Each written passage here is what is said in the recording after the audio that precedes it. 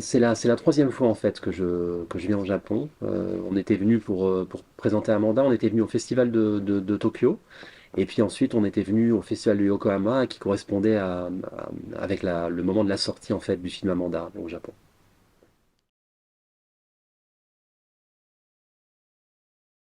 C'est toujours un grand plaisir, c'est-à-dire à la fois un grand étonnement et un grand bonheur de revenir ici.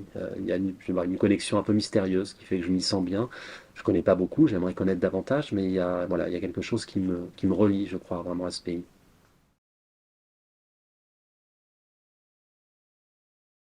La cuisine japonaise, c'est une passion, ça, c'est vraiment. Oui, oui, je suis très très fan de cuisine japonaise, notamment de poisson cru. Enfin, c'est quelque chose voilà, que j'aime particulièrement.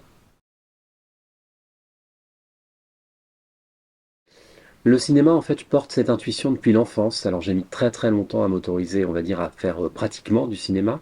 Mais c'était voilà, comme une promesse un peu abstraite qui m'attendait. Et quand j'ai eu l'âge de commencer à travailler, j'avais fait des études qui n'avaient rien à voir avec le cinéma.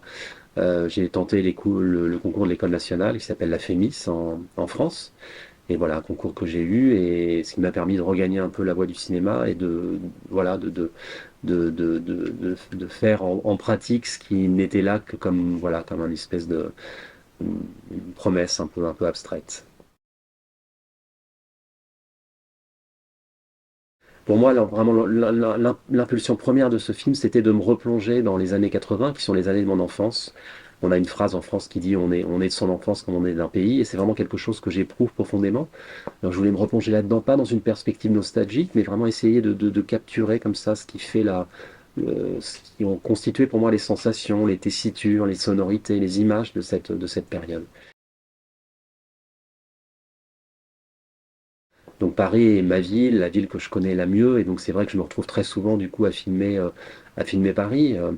Voilà, j'essaie toujours comment dire, ça, de- de- que les films se passent dans des quartiers qui sont pas forcément toujours explorés par le cinéma. Enfin,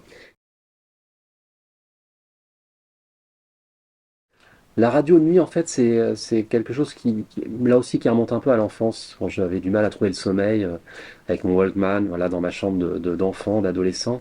Je passais, voilà, d'une station FM à l'autre et je tombais sur ces émissions qui étaient toujours assez intrigantes, quand on avait accès comme ça à un pan d'intimité de gens qui se livraient. C'était assez fascinant pour un enfant.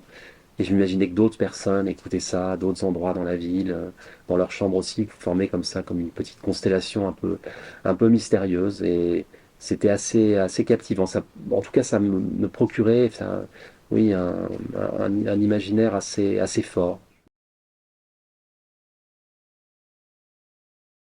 Bah, j'espère que, voilà, je vous souhaite tous mes encouragements pour cet apprentissage. J'espère que c'est, voilà, une langue avec laquelle vous allez prendre du plaisir. C'est important, ça surtout. Bon courage à vous.